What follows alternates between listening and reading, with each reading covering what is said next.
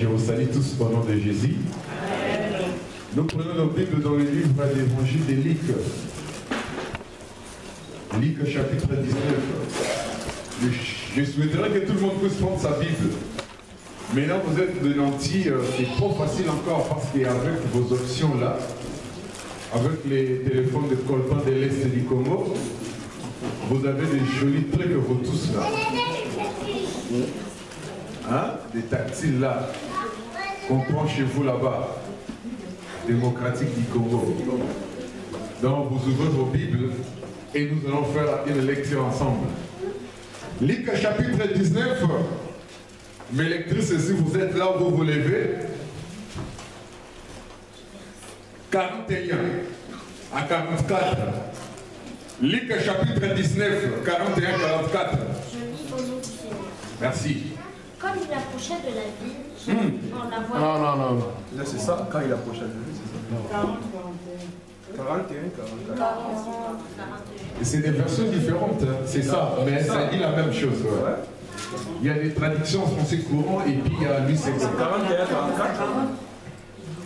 Luc chapitre 19, verset 41 à 44. C'est ça. Comme il approchait de la ville, Jésus en la voyant pleura sur elle et Jésus fait quoi? Continue. Si toi aussi, au moins en ce jour qui t'est donné, tu connaissais les choses qui appartiennent à ta paix. Mais maintenant, elles sont cachées à tes yeux. Regarde, arrête-toi là. Fais comme si tu faisais la poésie à l'école. Vous avez votre accent facile, vous les Françaises, mais la plupart de vos parents sont là-bas. Donc, tu fais comme en poésie. Comme il a approché de la ville, virgule. Hein?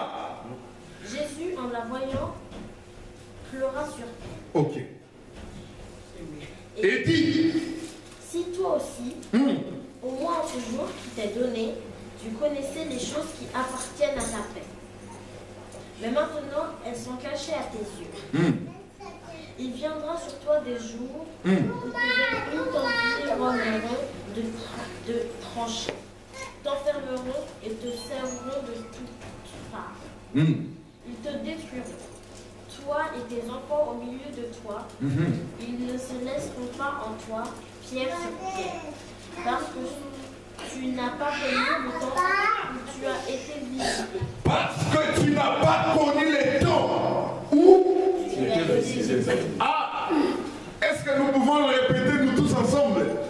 Parce que tu n'as pas connu le temps où Tu as été visité. qui n'a jamais été visité durant sa vie par Jésus-Christ. Peut lever sa main. Quiconque Jésus n'a pas encore visité. Sinon, tu n'allais pas être né. Église, tu n'as pas connu les temps où Jésus-Christ t'a visité. Nous allons le comprendre. Nous allons étudier aujourd'hui les temps de la visitation. Écrivez bien aimé, Église, c'est une école. Vous voulez poser la question poliment, soulevez, faites seulement comme ça. Je vous donnerai le micro et vous parlerez et vous poserez votre question. Hein? J'aimerais que vous puissiez être comme l'église de Béret. Vous connaissez l'église de Béret? Leur caractéristique c'était quoi? Ils examinaient la parole. Hein? Ne recevez pas comme ça comme on vous dit aujourd'hui dans les télé ou internet ou je sais pas. Et dites amen, non. Pas ici. Hein? Jésus pleura. C'était quoi? C'était une fête. Récapitulatif. Il y avait une fête que les Juifs allaient célébrer à Jérusalem. Et Mamanda, Hosanna à l'agneau, hein? Tout le monde chantait les pannes, hein? Comme aujourd'hui, tapis rouge. Hein? Mais Jésus regarda à Jérusalem, image de l'église d'aujourd'hui, Jésus va pleurer. Bien aimé, si vous voyez un homme pleurer, c'est difficile que les hommes pleurent. Si vous voyez un homme qui pleure, donc c'est-à-dire il y a... C'est pas sentimental. Les frères, vous êtes d'accord avec moi? Ouais. Donc c'est quelqu'un de l'intérieur, ça vient de l'intérieur. C'est pour cela hier j'ai dit à mes bien-aimés à Pantin, ceux qui étaient laissez-leur plairer. Amen. Parce que le plaire des hommes, bien aimé, symbolise beaucoup de choses. Les sœurs, vous, excusez-moi, Dieu vous a créé avec des nerfs hypersensibles. Donc il y a une fois quelque chose de joie qui transmet la joie, mais vous vous plairez. Amen. J'ai vu des femmes, des sœurs, des jeunes sœurs pleurer pendant qu'elle est habillée en robe blanche. Vrai ou faux? Oui. Ah. Il y a plusieurs sorties. Voilà. Donc, vous les sœurs, vous êtes catégorisés du côté hypersensible. Mais, un homme, quand il plaît, bien aimé, non seulement c'était un homme qui plairait, mais c'était un Dieu. Revêtit la chair et qui plaît. Dieu regarde et qui plaît. Oh, mais pourquoi il a pleuré? Pourquoi il a pleuré? Si vous lisez la suite, vous allez comprendre. Parce que le temple de l'Éternel était devenu le lieu d'Ali Baba, des voleurs. Hein? Et après avoir dit 44, parce que tu n'as pas connu les temps où tu as été visité, il entre maintenant dans les temples, il va faire quoi? Pour la première fois de l'histoire du monde, Jésus-Christ s'est mis en colère. Et Jésus-Christ va prendre même dans certaines versions qui dit les fouets pour mettre dehors les vendeurs. Bien aimé, c'est ça l'image de l'église d'aujourd'hui. Vous savez, ici, vous n'allez pas écouter les choses qui vous feront plaisir. Non. Vous allez écouter des choses qui vous feront mal. Mais ça va vous transmettre dans quoi? Dans l'autre monde. Le monde que Jésus-Christ veut que vous soyez. Est-ce que quelqu'un me comprend? Donc, c'est-à-dire, la plénitude de la connaissance que Jésus-Christ avait, Jésus-Christ a compris une chose, quoi? Que l'Église n'a pas discerné le temps de la visitation. Amen.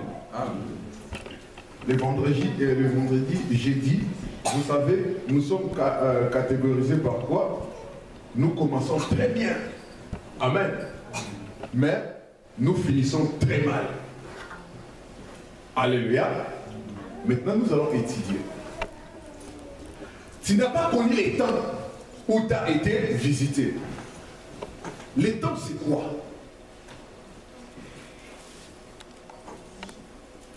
C'est quoi les temps? Quand on parle du temps, c'est quoi?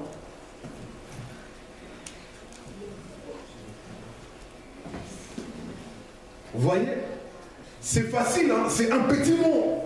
De combien de lettres? Combien? 5, hein? L'heure et l'époque. 1. Là, c'est dictionnaire. Ou Larousse achète, ou Robert. Là, c'est les temps. Mais, quand Jésus-Christ est en train de parler du temps, bien aimé, je vous conseillerais d'avoir dans vos téléphones là des leaks, des différentes versions de la Bible. Donc, c'est-à-dire, je dis souvent ici que le Nouveau Testament a été écrit en grec. Or, en grec, si on parle de temps, celui qui manipule la langue hellénique, la langue grecque, on ne dit pas temps comme nous en français ou en espagnol ou en portugais, tiempo. Non. En grec, le temps sous-attend ou cache des mots. Il y a le chronos. Hein?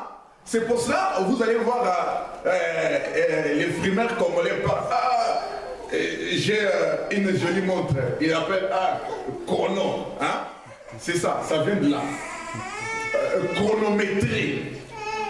Hein? Chronologie. C'est ça. Les temps. Première explication, chronos.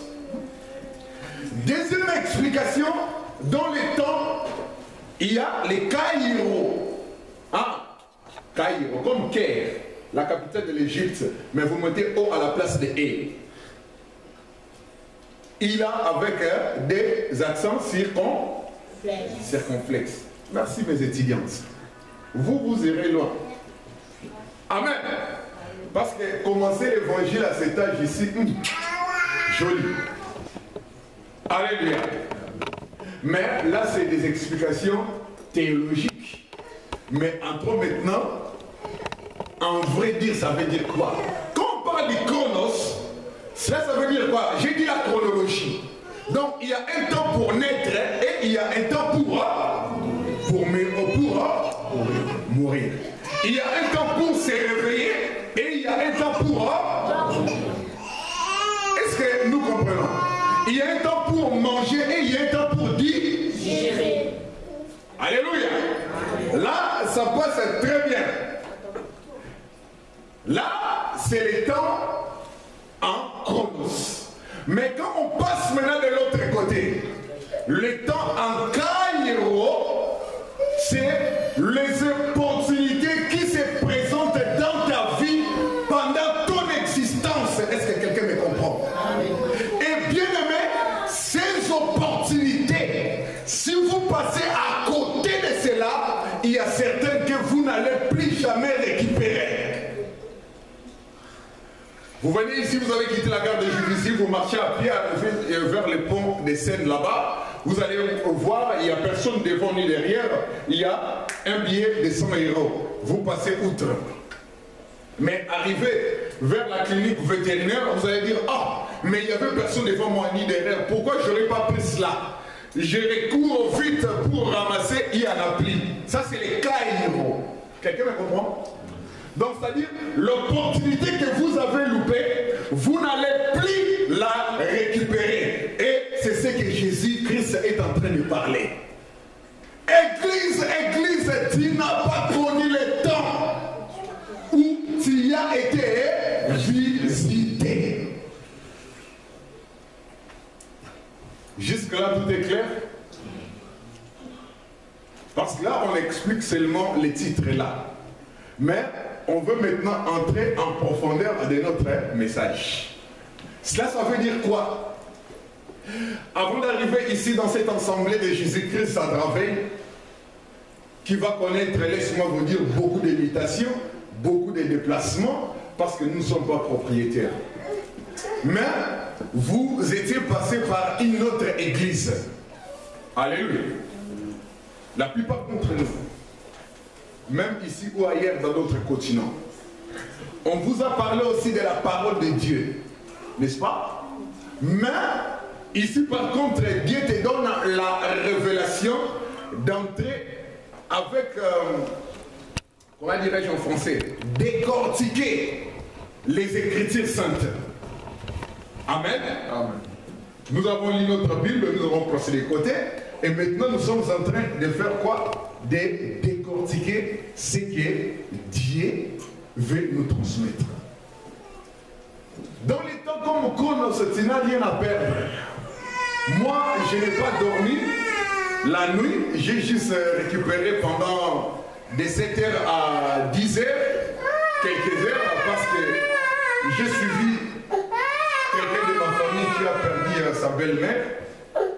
Alors, je n'ai pas dormi. Mais c'est les chronos. Si après le culte je vais dormir, je vais faire quoi? Je vais récupérer les temps du sommeil. Mais par contre, en Caïro, l'autre version du temps, ça veut dire, si je loupe une opportunité, je ne la récupérerai peut-être plus. Amen. Bien aimé, Jésus-Christ est en train de voir son église. Nous sommes présents ici dans l'église de Jésus-Christ. Mais quand il regarde nos vies, Jésus-Christ est en train de pleurer.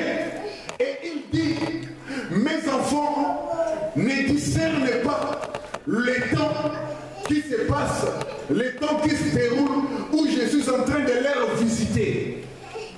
Amen. Amen. Pourquoi Jésus-Christ pleure? Jésus-Christ se pleure parce que tu es en train de gaspiller ce temps qu'il te donne. Hier, j'ai dit, pour ceux qui étaient avec moi du côté de Paris pendant la prédication, il y a une différence entre un mort et un vivant, mais cette différence c'est simple, c'est minime même. Vous savez c'est quoi cette différence? Voilà, c'est tout.